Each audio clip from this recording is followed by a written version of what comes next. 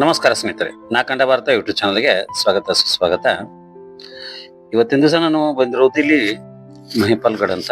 ಇದು ಇರುವುದು ಮಹಾರಾಷ್ಟ್ರ ರಾಜ್ಯದ ಕೊಲ್ಲಾಪುರ ಜಿಲ್ಲೆ ಚಂದಗಡ ತಾಲೂಕಿನ ಬೆಳಗಾವಿ ನಗರದಿಂದ ಸುಮಾರು 22 ಕಿಲೋಮೀಟರ್ ದೂರದಲ್ಲಿರುವಂತ ಮಹಿಪಾಲ್ಗಢ 1639 ಇಸ್ವಿಯಲ್ಲಿ ಛತ್ರಪತಿ ಶಿವಾಜಿ ಮಹಾರಾಜ್ ನಿರ್ಮಿಸಿದಂತ ಈ ಕೋಟೆ. ಈ ಕೋಟೆಗೆ ಹೋಗ್ಬೇಕಂದ್ರೆ ಅಷ್ಟೊಂದು ಸರಳವಾದಂತ ದಾರಿ ಇಲ್ಲ. ಯಾಕಂದ್ರೆ ಪಶ್ಚಿಮ ಘಟ್ಟದ ಸಹ್ಯಾದ್ರಿ ಪರ್ವತದಲ್ಲಿ ಬರುವಂತ ಈ ಪರ್ವತವು ಬೆಳಗಾವಿ ನಗರದಿಂದ ಸುಮಾರು 22 ಕಿಲೋಮೀಟರ್ ದೂರದಲ್ಲಿ ಬಂದಾಗ, ಈಗ ನಾನು ರವಿವಾರ ಈಗ ಒಂದು ವಿಡಿಯೋ ಕೊಟ್ಟಿದ್ದೆ, ನಾನು ನೆನಪಿರ್ಬೋದು ಎಲ್ಲರಿಗೂ. ವೈದ್ಯನಾಥ ಮಂದಿರ ಹನುಮಂತನ ಬಿದ್ದಂತ ಪರ್ವತ ಸ್ಥಳ ಅಂತ ಏನು ವಿಡಿಯೋ ಕೊಟ್ಟಿದ್ದೆ. ಅಲ್ಲಿದ್ರೆ ಸುಮಾರು 2 ಕಿಲೋಮೀಟರ್ ದೂರದಲ್ಲಿರುವಂತ ಈ ಮಹಿಪಾಲ್ಗಢ ಉತ್ತರ ಕಡೆ ಬರುತ್ತೆ. ವಿಶೇಷವಾಗಿ ಮಹಾರಾಷ್ಟ್ರದಲ್ಲಿ ಪ್ರಮುಖ ಕೋಟೆಗಳಲ್ಲಿ ಇದು ಒಂದು ಛತ್ರಪತಿ ಶಿವಾಜಿ ಮಹಾರಾಜ ಸಂಬಂಧಪಟ್ಟಂತ ಕೋಟೆ.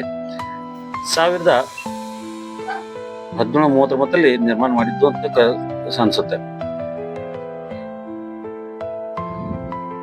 ಇದು ಮಹಿಪಾಲ್ಗಢ ಪ್ರಾಕೃತಿಕವಾಗಿ ನಿರ್ಮಾಣ ಆದಂತ ಬೆಟ್ಟದಿಂದ ನಿರ್ಮಾಣ ಆದಂತ ಒಂದು ಕೋಟೆ.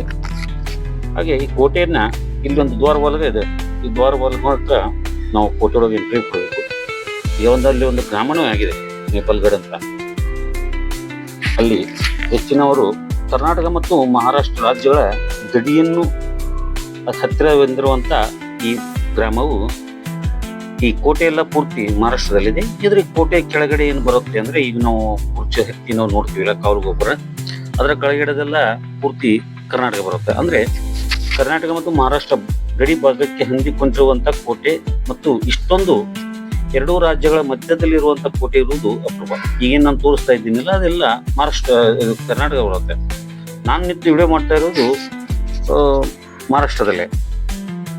ಈಗ ನಿಮಗೆ ಹೆಚ್ಚು ಕಡಿಮೆ ಬೆಳಗಾವಿ ನಗರನ ಮತ್ತು ಖಾನಾಪುರನೂ ಸ್ವಲ್ಪ ದೂರಿದ್ರೆ ಕಾಣುತ್ತೆ, ಆದರೆ ಅಷ್ಟು ಸ್ಪಷ್ಟವಾಗಿ ಕಾಣೋಲ್ಲ. ನಾನು ಹೋಗಿರೋದು ಬೇಸಿಗೆ ಕಾಲ ಇರೋದ್ರಿಂದ ಸ್ಪಷ್ಟವಾಗಿ ಕಾಣ್ತಾ ಇತ್ತು. ಇದು ಕಾವಲು ಗೋಪುರದಿಂದ ಮೇಲೆ ಕ್ಲಿಯರ್ ಆಗಿ ಕಾಣುತ್ತೆ. ಮತ್ತು ಹಿಂದೆ ನಾನು ಕಿಟ್ವಾಡದ ಒಂದು ಫಾಲ್ಸ್ ಅಂತ ಒಂದು ವಿಡಿಯೋ ಕೊಟ್ಟಿದ್ದೆ ಒಂದು 10 ತಿಂಗಳ.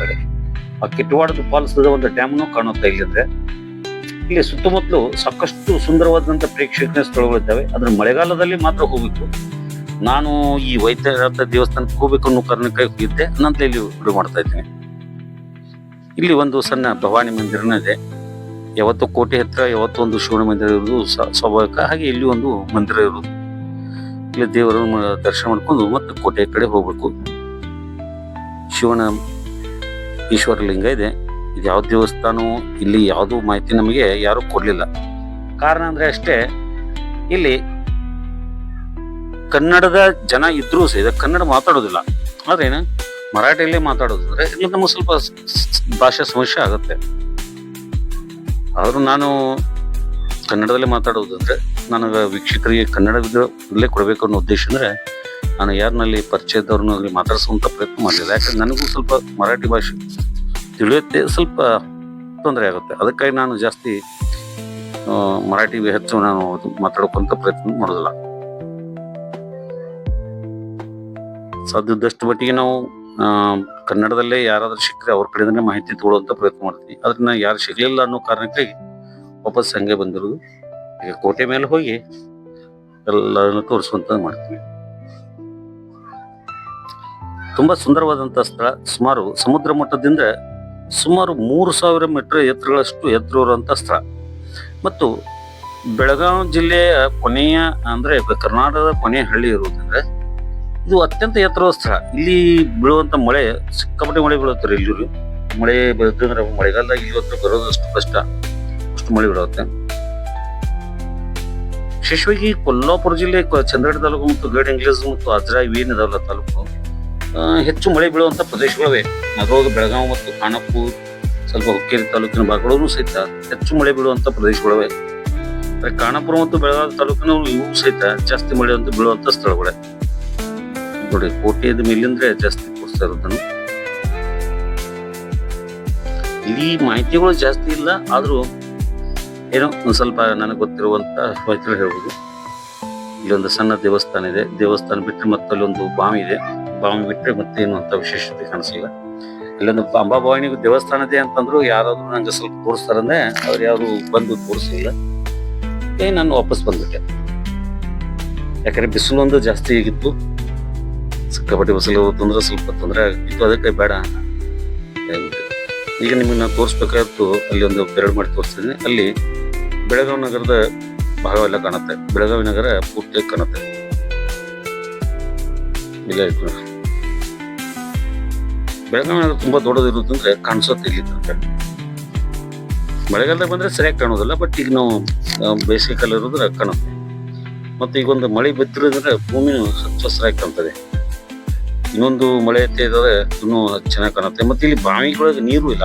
ಯಾಕಂದ್ರೆ ಇನ್ನೂ ಬೇಸಿಗೆ ಇರೋದ್ರಿಂದ ಬಾವಿ ಒಳಗೆ ಯಾವುದೇ ತರದ ನೀರಿಲ್ಲ. ಅಂದ್ರೆ ಇದು ಸುಮಾರು 400 ವರ್ಷದ ಇತಿಹಾಸ ಹೊಂದಿರುವಂತ ಕೋಟೆ. 350 400 ವರ್ಷದ ಇತಿಹಾಸ ಹೊಂದಿರುವಂತ ಕೋಟೆ. ಆಗಿನ ಸಮಯದಲ್ಲಿ ಜನತೆಗೆ ಕುಡಿಯೋ ನೀರಿನ ವ್ಯವಸ್ಥೆಗೆ ಈಗ ಬಾವಿ ಮಾಡಿದ್ರು. ಈಗೆಲ್ಲ ಬೋರ್ವೆಲ್ ಹತ್ತಿ ಬಂದು ಎಲ್ಲ ಬಾವಿಗಳು ನೀರು ಉಳಿತಾ ಇಲ್ಲ. ಜಲತೆನ ಜಾಸ್ತಿ ಇದೆ. ಆದ್ರೆ ಕೆಲವರು ಛತ್ರಪತಿ ಶಿವಾಜಿ ಮಹಾರಾಜರ ಬಗ್ಗೆ ಇಷ್ಟೊಂದು ಯಾಕೆ ಅಭಿಮಾನ ಅಂತಾರೆ. ಅದೇ ಮಹಾರಾಷ್ಟ್ರದ ಜಿಲ್ಲೆಯಂತ ಜನತೆ, ಅವ್ರು ಯಾವುದೇ ಜಾತಿ ಜನಾಂಗ ಇರ್ಲಿ, ಯಾವುದೇ ಸಮಾಜ ಇರ್ಲಿ, ಶಿವಾಜಿ ಮಹಾರಾಜರವ್ರ ಬಗ್ಗೆ ಎಷ್ಟು ಅಭಿಮಾನ ಪ್ರೀತಿ ಇಟ್ಕೊಂಡಿದ್ದಾರೆ ಅಂದ್ರೆ ಪ್ರತಿಯೊಬ್ಬರು ಅದನ್ನ ಪ್ರತ್ಯಕ್ಷ ದೇವರು ಅಂತ ತಿಳ್ಕೊಳ್ತಾರೆ. ಯಾಕಂದ್ರೆ ಒಂದು ಗಾದೆ ಮಾತು ಇದೆ, ಕಾಶಿ ಕಳಾಹೀನ ಹೋತೆ ಮಥುರಾ ಮಸೀದಿ ಹೊತ್ತೆ ಶಿವಾಜಿನ ಹೊತ್ತು ಸಬ್ ಹೋತಿ ಸುನ್ನತ್. ಅಂದ್ರೆ ಕಾಶಿ ಕಳಾಹೀನ ಆಗ್ತಿತ್ತು, ಮಥುರಾ ಮಸೀದಿ ಆಗ್ತಿತ್ತು. ಶಿವಾಜಿ ಇರ್ದಿದ್ರೆ ಎಲ್ಲ ಹಿಂದೊಳಗೆ ಇಸ್ಲಾಮಿಕ್ ಸಂಸ್ಕಾರ ಆಗ್ತಿತ್ತು ಅನ್ನೋ ಒಂದು ಮಾತಿದೆ. ಅದನ್ನ ತಪ್ಪಿಸಿದ್ದಕ್ಕಾಗಿ ಶಿವಾಜಿ ಮಹಾರಾಜರ ಬಗ್ಗೆ ಅಷ್ಟೊಂದು ಗೌರವ. ಆದ್ರೆ ಇಲ್ಲಿ ನಮ್ಮ ಕರ್ನಾಟಕದಲ್ಲಿಯೂ ಸಹಿತ ಇಮ್ಮಡಿ ಪುಲಕೇಶಿ ಇರ್ಬೋದು, ಶ್ರೀಕೃಷ್ಣ ದೇವರ, ಇನ್ನು ಅನೇಕ ರಾಜ ಮಹಾರಾಜರು ಆಗಿದ್ದಾರೆ ಸಹಿತ ನಮ್ಮವರು ಕತೆ ಹೇಳ್ತಾರೆ ಹೊರತು ಪ್ರೀತಿ, ಅಭಿಮಾನ ಮತ್ತು ಭಕ್ತಿ ಇಟ್ಟುಕೊಂಡಿಲ್ಲ. ಕೇವಲ ನಾಟಕೀಯವಾಗಿ ಕೆಲವರು ಪ್ರದರ್ಶನಕ್ಕೆ ಮಾತ್ರ ಇರ್ತಾರೆ. ಈಗ ಎಷ್ಟೋ ಜನ ಹೇಳ್ತಾರೆ ನಾವು ಪುಲಕೇಶಿನ ಆರಾಧನೆ ಮಾಡ್ಬೇಕು ಅಥವಾ ಕೃಷ್ಣದೇವರಾಯನ ಆರಾಧನೆ ಮಾಡ್ಬೇಕು, ಮಯೂರ ವರ್ಮನ ಹೇಳ್ತಾರೆ, ಇವೆಲ್ಲ ಹೇಳ್ತಾರೆ ಕರೆ. ಆದ್ರೆ ಮಯೂರ ವರ್ಮ ಅವ್ರ ತಂದೆ ತಾಯಿ ಯಾರು, ಅವ್ರು ಎಲ್ಲಿದ್ರು ಬಂದ್ರು, ಅಥವಾ ಕೃಷ್ಣದೇವರಾಯ ಯಾರು, ಇದ್ರ ಬಗ್ಗೆ ಕೇಳಿದ್ರೆ ಯಾರಿಗೂ ಗೊತ್ತಿಲ್ಲ. ಬರೇ ಕೆಲವರು ನಾಟಕೀಯವಾಗಿ ಕೆಲವೊಂದು ಇದು ಮಾಡ್ತಾರೆ. ಈಗ ನಾನು ಬಂದಿರುವುದು ಈಗ ಮತ್ತೊಂದು ವಿಶೇಷವಾಗಿ ಸ್ಥಳ ತೋರಿಸ್ತಾರೆ. ಇದೊಂದು ಫಾಲ್ಸು, ಸೊಂಡಿ ಫಾಲ್ಸ್ ಅಂತ. ಇದು ಮೈಪಾಲ್ಗಢದಿಂದ ಸುಮಾರು ಒಂದು 3 ಕಿಲೋಮೀಟರ್ ದೂರದಲ್ಲಿದೆ. ಬೇಸಿಗೆಯಲ್ಲಿ ಇರೋದಿದ್ರೆ ಇಲ್ಲಿ ಒಂದು ಹನಿ ನೀರಿಲ್ಲ. ಸುಮ್ಮನೆ ಮತ್ತೊಮ್ಮೆ ಬರ್ತೀನಿ, ಇನ್ನೊಂದು 2 ತಿಂಗಳಾಗ್ಲಿ, ಮಳೆ ಒಂದ್ ಸ್ವಲ್ಪ ಬಿದ್ದು ಮುಂಗಾರು ಮಳೆ ಪ್ರಾರಂಭ ಆದ ತಕ್ಷಣ ಇಲ್ಲಿ ಒಂದ್ಸರಿ ಬಂದು ಇನ್ನೊಮ್ಮೆ ಬರ್ತೀನಿ, ಬಂದು ಇಲ್ಲಿ ವಿಡಿಯೋ ಮಾಡ್ತೀನಿ. ತುಂಬಾ ಸುಂದರವಾದಂತ ಸ್ಥಳ, ಪ್ರಾಕೃತಿಕವಾಗಿ ಅತ್ಯಂತ ಸುಂದರವಾದಂತ ಸ್ಥಳ. ನೋಡಿದ್ದು ನನಗೂ ಖುಷಿ ಆಯ್ತು. ರವಿವಾರ ಒಂದು ದಿವಸ ಪೂರ್ತಿ ಈ ಹಚ್ಚ ಹಸಿರ ಕಾಡಿನಲ್ಲೇ ನನಗೆ ಓಡಾಡಿದ್ದು ಬಹಳ ಖುಷಿ ಕೊಟ್ಟು. ಜೊತೆಗೆ ಯಾರು ಬರ್ಲಿಲ್ಲ ಅನ್ನೋದು ಬೇಜಾರಿದೆ. ಆದ್ರೆ ನಾನು ಒಬ್ಬನೇ ಹೋದ್ರೂ ಸಹಿತ ಖುಷಿ ಕೊಟ್ಟಿತ್ತು. ಯಾಕಂದ್ರೆ ಇಷ್ಟೊಂದು ಸುಂದರವಾದ ಪರಿಸರದಲ್ಲಿ ನನಗೂ ಓಡಾಡಿದ್ದು ಬಹಳ ಖುಷಿ ಅನಿಸ್ತು. ಮತ್ತೆ ಇಂಥ ವಿಡಿಯೋಗಳನ್ನ ಮತ್ತೆ ಕೊಡುವಂತ ಪ್ರಯತ್ನ ಮಾಡ್ತೀನಿ. ನೀವೆಲ್ಲರೂ ಇದನ್ನು ಪೂರ್ತಿ ವಿಡಿಯೋ ವೀಕ್ಷಿಸಿ ಮತ್ತೆ ನಮಗೆ ಬೆಂಬಲ ಕೊಡಬೇಕು. ನಮ್ಮ ನಾಖಂಡ ಭಾರತ ಯೂಟ್ಯೂಬ್ ಚಾನಲ್ದ ವಿವಿಧ ವಿಡಿಯೋಗಳನ್ನು ಇನ್ನೂ ಕೊಡುವಂತ ಪ್ರಯತ್ನ ನಮ್ಮ ಕಡೆಯಿಂದ ಆಗ್ತೇವೆ, ಪ್ರಯತ್ನ ಮಾಡ್ತೀನಿ. ಇನ್ನೂ ಹೆಚ್ಚಿನ ಪ್ರವಾಸಗಳು ಆಗ್ಬೇಕು. ಆದ್ರೆ ನಾನು ಒಂದು ಖಾಸಗಿ ಕಂಪನಿಯಲ್ಲಿ ಕೆಲಸ ಮಾಡುತ್ತಿರೋದ್ರ ಕೆಲಸವನ್ನು ನೋಡಿಕೊಂಡು ಮತ್ತು ಸೂಟಿಗಳ ಅನುಕೂಲ ಮಧ್ಯದಲ್ಲೇ ಕೇವಲ ನಾನು ವಿಡಿಯೋ ಮಾಡಬೇಕು. ಅದಕ್ಕಾಗಿ ಈಗ ಕೆಲವೊಂದು ಸರಿ ನಡಕ್ಕಾಗಿರಲಿಲ್ಲ. ಈಗ ಮತ್ತೆ ಯಥಾಸ್ಥಿತಿಯಾಗಿ ವಿಡಿಯೋಗಳನ್ನ ಕೊಡ್ತೀನಿ. ಆದಷ್ಟು ಎಲ್ಲರೂ ವಿಡಿಯೋಗಳನ್ನ ಪೂರ್ತಿ ನೋಡಿ ನಮಗೆ ಸಹಾಯ ಮತ್ತು ಬೆಂಬಲವನ್ನು ವ್ಯಕ್ತಪಡಿಸಬೇಕು ಅಂತ ತಮ್ಮಲ್ಲಿ ಮನಪೂರ್ವಕವಾಗಿ ಬೇಡಿಕೊಳ್ತೀನಿ. ಸ್ನೇಹಿತರೆ, ಇಲ್ಲಿವರೆಗೆ ತೋರಿಸಿದಂಥ ಮಣಿಪಾಲ್ಗಢ ಮತ್ತು ಸೊಂಡಿ ಫಾಲ್ಸ್ ಮತ್ತು ಪ್ರಕೃತಿಯ ಒಂದು ಸ್ಥಳಗಳನ್ನ ತೋರಿಸಿದ್ದಂತೂ ಇದೆಲ್ಲ ನಿಮ್ಗೆ ಇಷ್ಟ ಆಗಿದ್ರೆ ನಾಖಂಡ ಭಾರತ ಯೂಟ್ಯೂಬ್ ಚಾನಲ್ನ ಸಬ್ಸ್ಕ್ರೈಬ್ ಮಾಡ್ಕೊಳ್ಳಿ. ನಿಮ್ಮ ಸ್ನೇಹಿತರು ವಿಡಿಯೋನ ಶೇರ್ ಮಾಡೋದನ್ನ ಮರಿಬೇಡಿ ಅಂತ ತಮ್ಮಲ್ಲಿ ಮತ್ತೆ ಕೇಳ್ಕೊತೀನಿ. ವಿಡಿಯೋ ಪೂರ್ತಿಯಾಗಿ ನೋಡಿ.